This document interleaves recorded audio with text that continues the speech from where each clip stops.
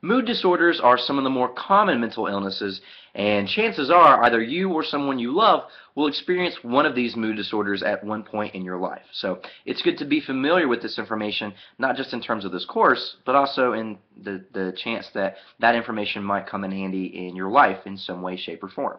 So to understand mood disorders, we have to understand affect. Affect is another word for mood, but there's lots of different types. And if you think about your mood as being on a continuum, we have extreme happiness on one side and we have extreme sadness on the other. And depending on where you are on this emotional range, that would affect the diagnosis you get for these mood disorders.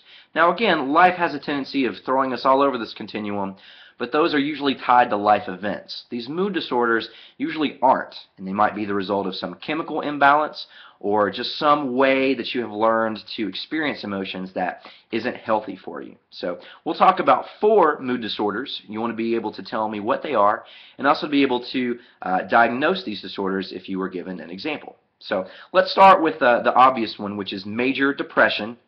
Again, everybody gets sad. Most people have periods of depression throughout their life.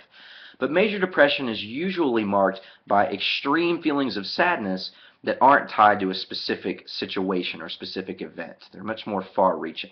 So that's major depression, extreme sadness.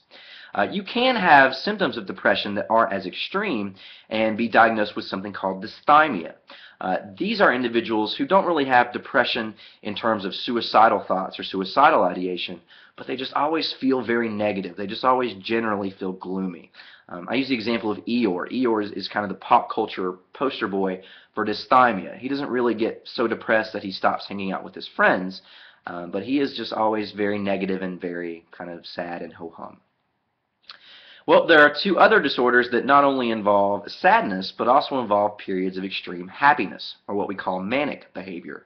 A lot of times if we see someone being depressed, that concerns us. We don't always share the same concern when someone is being really excited or really happy, but that can be dangerous also. People having manic symptoms might engage in very risky drug-related behaviors or spend all of their money. So there is something called bipolar disorder, which you might have heard of, and this involves dramatic shifts between intense depression, major depression, and major excitement, major manic periods. So someone will go from being extremely sad to extremely happy, sometimes at the drop of a hat and with very little warning.